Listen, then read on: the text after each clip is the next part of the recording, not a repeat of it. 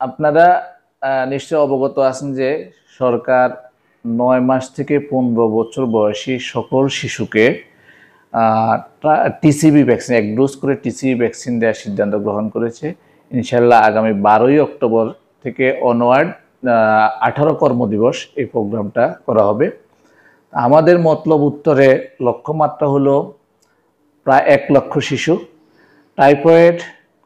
Typhoid এবং টাইফয়েডের জটিলতায় আমাদের অনেক শিশু বিভিন্ন বিকলাঙ্গ সহ মৃত্যুবরণ পর্যন্ত করে থাকে। তো আমি আশা করব মতলব উত্তরে সবাই, বিশেষ করে শিক্ষা প্রতিষ্ঠান এবং কমিউনিটি যারা আছেন, অনলাইনে 17 ডিজিটের যে জন্ম নিবন্ধন ব্যবহার করে অনলাইন রেজিস্ট্রেশন করে নেবেন এবং সবাইকে, আশেপাশে যারা আছেন আত্মীয় স্বজন, সবাইকে উদ্বুদ্ধ করবেন। আমরা সবাই মিলে ইনশাল্লাহ 12 অক্টোবর থেকে এই 1 ডোজ করে টিকা দেওয়ার